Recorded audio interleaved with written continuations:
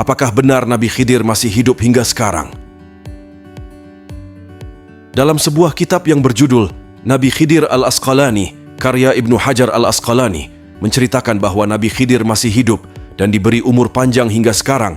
Namun pendapat ini dibantah oleh firman Allah dan beberapa hadis sahih Rasulullah sallallahu alaihi wasallam.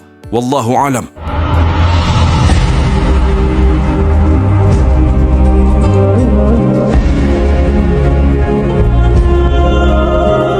Assalamualaikum warahmatullahi wabarakatuh. Hai teman-teman kaum muslimin yang beriman, yang dirahmati Allah Subhanahu wa taala.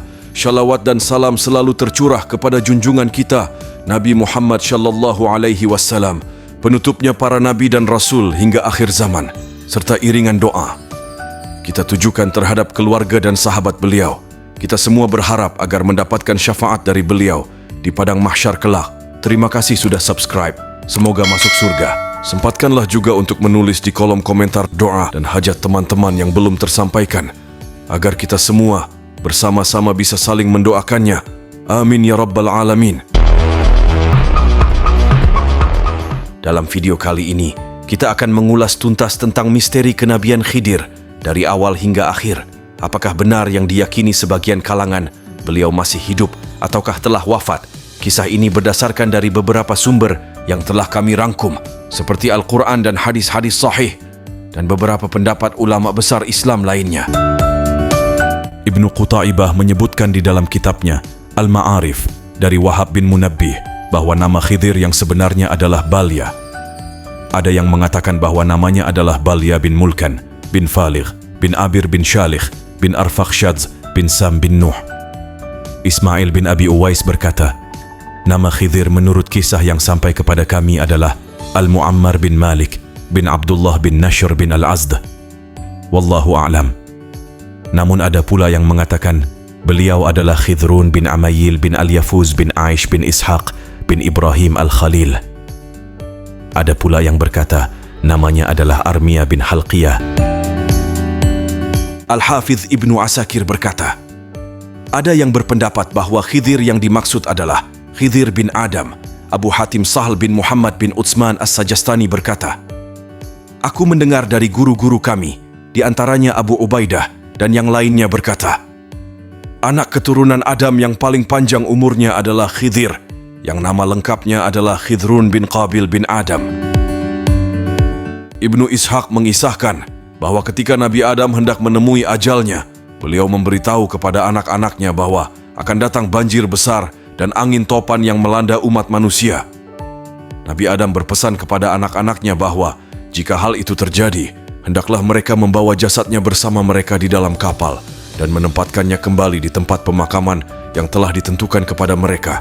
Ketika angin topan benar-benar terjadi, mereka membawa jasad Nabi Adam bersama mereka. Ketika kapal berlabuh di daratan, Nabi Nuh memerintahkan kepada anak-anaknya agar pergi membawa jasad Nabi Adam itu lalu menguburkannya di suatu tempat sesuai dengan wasiat Nabi Adam sebelum wafatnya. Lalu mereka berkata, sesungguhnya di daratan tidak ada seorang manusia pun, kecuali hanya ada binatang-binatang buas. Meskipun begitu, Nabi Nuh tetap memotivasi dan memberi semangat kepada mereka untuk melaksanakan wasiat Nabi Adam itu.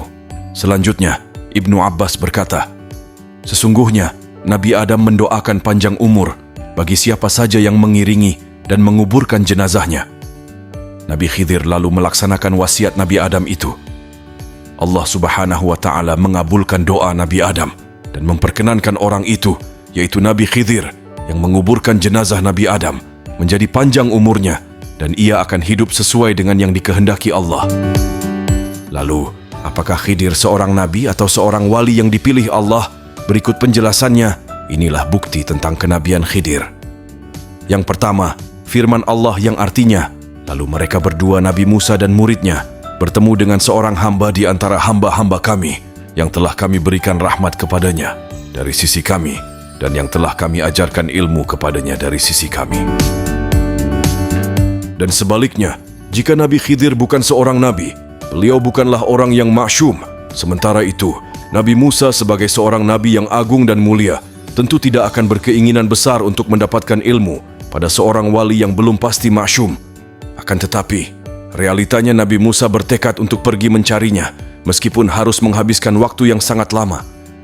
Ada yang mengatakan bahwa pencarian itu memakan waktu selama 80 tahun. Setelah Nabi Musa bertemu dengan Nabi Khidir, Nabi Musa sangat tawadhu, sangat menghormati dan mematuhinya untuk mendapatkan manfaat darinya. Hal ini menunjukkan bahwa Nabi Khidir itu adalah seorang nabi yang juga mendapatkan wahyu dari Allah Subhanahu wa Ta'ala, sebagaimana halnya Nabi Musa yang juga mendapatkan wahyu kenabian. Yang kedua, ucapan tentang pertanyaan Nabi Musa kepada Nabi Khidir sebagaimana dijelaskan di dalam firman-Nya. Musa berkata kepada Khidir, "Bolehkah aku mengikutimu supaya engkau mengajarkan kepadaku ilmu yang benar di antara ilmu-ilmu yang telah diajarkan kepadamu?" Lah Khidir menjawab, "Sesungguhnya engkau sekali-kali tidak akan sanggup bersabar bersamaku. Dan bagaimana engkau dapat bersabar atas sesuatu yang engkau belum mempunyai pengetahuan yang cukup tentang hal itu?" Allah telah memberikan keistimewaan kepada Nabi Khidir dengan ilmu-ilmu laduni dan rahasia kenabian yang tidak diperlihatkan oleh Allah kepada Nabi Musa, seorang nabi dari Bani Israel. Berdasarkan alasan-alasan inilah, kenabian Khidir benar-benar nyata. Kemudian yang ketiga, sebagaimana telah dikisahkan sebelumnya, Nabi Khidir telah membunuh seorang anak dan tindakan-tindakan lainnya yang sangat kontroversial. Semua yang dilakukan oleh Nabi Khidir itu semata-mata berdasarkan wahyu yang disampaikan kepadanya melalui malaikat Allah.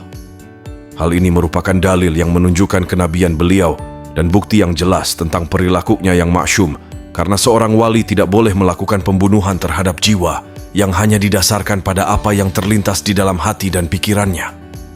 Pasalnya, getaran suara hati itu tidak dijamin kepastian dan kebenarannya. Suara hati dan pemikiran bisa salah. Demikian menurut kesepakatan para ulama. Tindakan Nabi Khidir ketika membunuh seorang anak kecil yang belum baligh, beliau telah mengetahui jika anak kecil itu akan menjadi seorang yang kafir saat ia telah dewasa. Bahkan, dikhawatirkan anak itu akan menyeret kedua orang tuanya yang saleh menjadi kafir karena kecintaannya kepada anaknya itu. Oleh karena itu, membunuh anak kecil itu dapat menimbulkan kebaikan yang sangat besar pada masa itu, di antaranya melindungi kedua orang tuanya yang saleh agar tidak menjadi kafir dan tidak tersiksa dengan kekafiran anaknya itu. Hal ini menunjukkan atas kenabian Nabi Khidir dan perilakunya yang maksum dari Allah. Dan yang keempat adalah, setelah Nabi Khidir menafsirkan dan menjelaskan kepada Nabi Musa tentang segala perbuatannya, Nabi Musa menjadi paham hakikat masalah yang sebenarnya. Selanjutnya, Nabi Khidir berkata, "Sebagai rahmat dari Tuhanmu, dan bukanlah aku melakukannya menurut kemauanku sendiri." Maksud ayat tersebut adalah, aku Khidir tidak melakukan semua itu atas kemauanku sendiri, tetapi berdasarkan perintah dan wahyu yang diberikan oleh Allah kepadaku. Kata-kata Nabi Khidir ini menunjukkan atas kenabiannya. Adapun tentang kontroversi Nabi Khidir yang konon masih hidup hingga sekarang, maka menurut pendapat mayoritas ulama, memang Nabi Khidir itu masih hidup sampai sekarang. Dan menurut satu pendapat, Nabi Khidir adalah orang yang mengubur jenazah Nabi Adam setelah terjadi banjir besar pada masa Nabi Nuh. Wallahu alam. Dan menurut riwayat lain, ada yang mengisahkan bahwa Nabi Khidir telah wafat setelah perpisahannya dengan Nabi Musa. Berikut kami juga ulas dalil-dalil yang menegaskan bahwa Nabi Khidir telah wafat. Adapun orang-orang yang berpendapat bahwa Nabi Khidir itu sebenarnya telah wafat, di antaranya adalah pendapat dari Imam Bukhari, Ibrahim Al-Harbi, Abu Hasan bin Al-Munadi, dan Syekh Abu Al-Faraj bin Al-Jauzi yang menulis kitab Ajalatu Al-Muntazhir fi Syarhi Halati Al-Khidri untuk memperjelas masalah tersebut. Mereka mengemukakan banyak argumentasi, di antaranya firman Allah yang artinya, "Kami tidak menjadikan hidup abadi bagi seorang manusia pun sebelum engkau Muhammad, maka jika engkau wafat, apakah mereka akan kekal?" Jika Nabi Khidir itu adalah manusia, ia pastilah termasuk di antara golongan yang disebutkan oleh dalil ayat Al-Quran di atas secara umum. Nabi Khidir pasti akan wafat, tidak boleh tidak.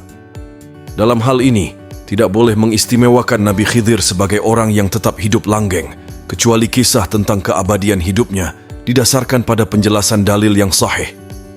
Namun kenyataannya, dalam hal ini, tidak ada satupun dalil sahih yang menunjukkan keistimewaan Nabi Khidir yang diperkirakan hidup langgeng tersebut. sebagaimana banyak diperdebatkan oleh kaum ulama sufi. Argumentasi lainnya yaitu firman Allah yang artinya, "Dan ingatlah ketika Allah mengambil perjanjian dari para nabi. Sungguh, apa saja yang aku berikan kepada kalian berupa kitab dan hikmah, kemudian datang kepada kalian seorang rasul yang membenarkan apa yang ada pada kalian. Niscaya kalian akan sungguh-sungguh beriman kepadanya dan menolongnya." Lalu Allah melanjutkan firman-Nya, "Apakah kamu sekalian mengakui dan menerima perjanjianku terhadap yang demikian itu?" Mereka menjawab, "Kami mengakui." Allah berfirman, "Kalau begitu, saksikanlah wahai para nabi, dan aku menjadi saksi pula bersama kalian."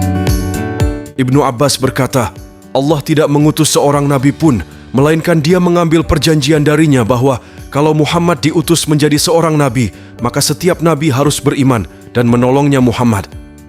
Allah juga memerintahkan kepada setiap nabi yang diutus itu untuk memenuhi perjanjian tersebut, yaitu jika mereka umat para nabi itu masih hidup, mereka wajib beriman kepada Muhammad dan membantu beliau. Hadis ini diriwayatkan oleh Imam Bukhari. Begitu pula dengan Nabi Khidir. Jika memang beliau seorang nabi atau wali, maka beliau termasuk di dalam perjanjian tersebut.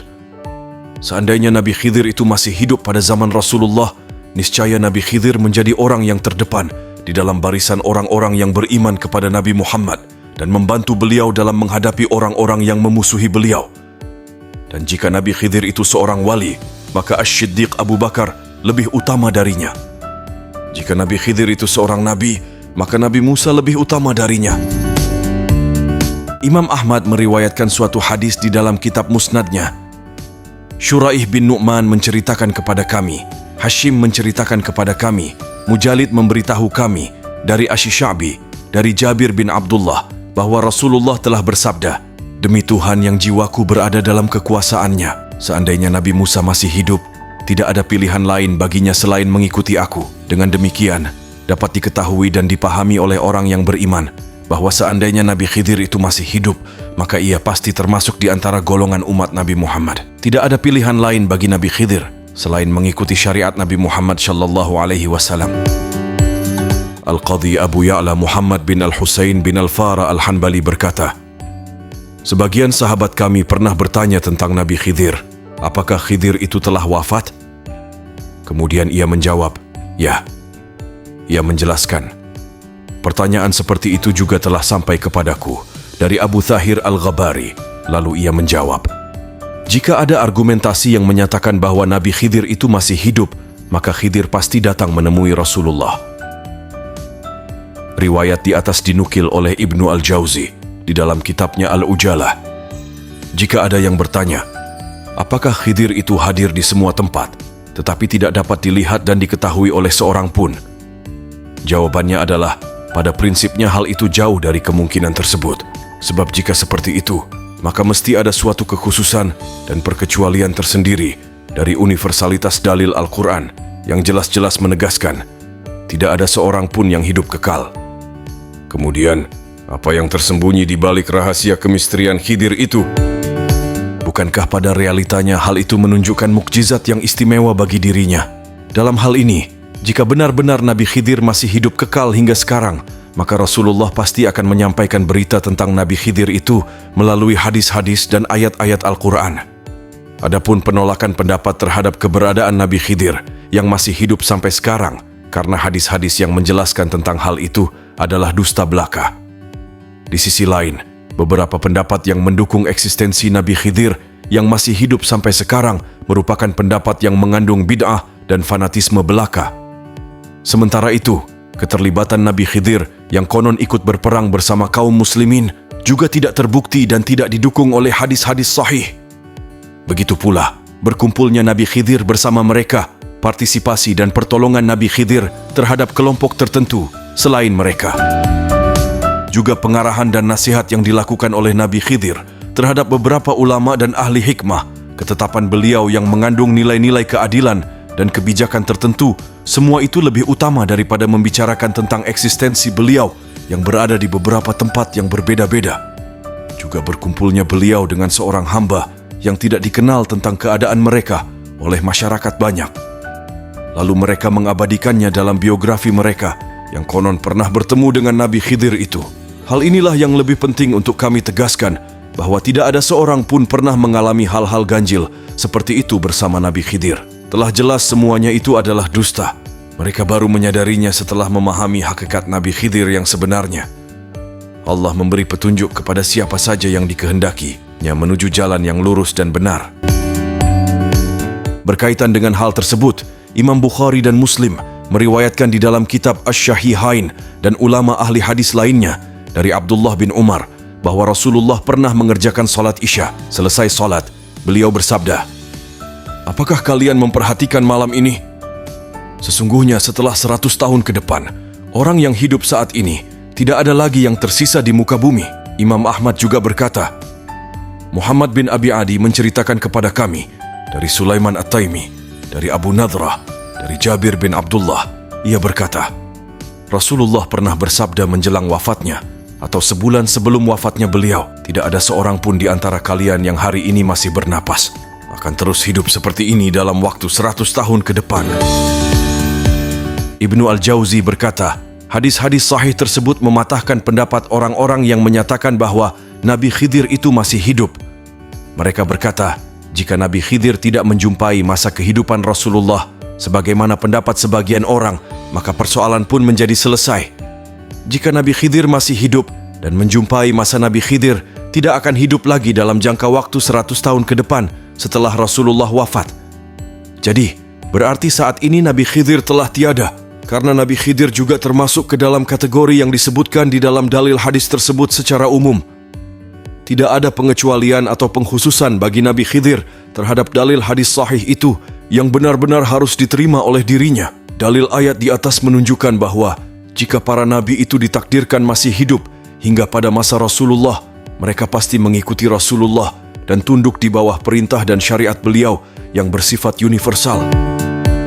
Hal ini sebagaimana terjadi pada peristiwa Isra Mi'raj, yaitu ketika arwah para nabi berkumpul, ketika Allah mengangkat Nabi Muhammad SAW pada tempat yang tertinggi di antara para nabi itu. Kemudian, ketika mereka turun bersama beliau ke Baitul Maqdis, maka beliau Nabi Muhammad ditunjuk sebagai imam syalat oleh malaikat Jibril atas perintah Allah. Lalu mereka mengerjakan syalat bersama beliau di negeri dan wilayah tempat tinggal mereka. Hal ini menunjukkan bahwa Nabi Muhammad adalah imam yang paling agung dan seorang rasul penutup yang paling mulia. Shalawat dan salam semoga tercurah bagi para nabi dan rasul tersebut. Wallahu alam. Hanya Allah dan para rasulnya yang mengetahui kebenarannya. Terima kasih sudah menonton.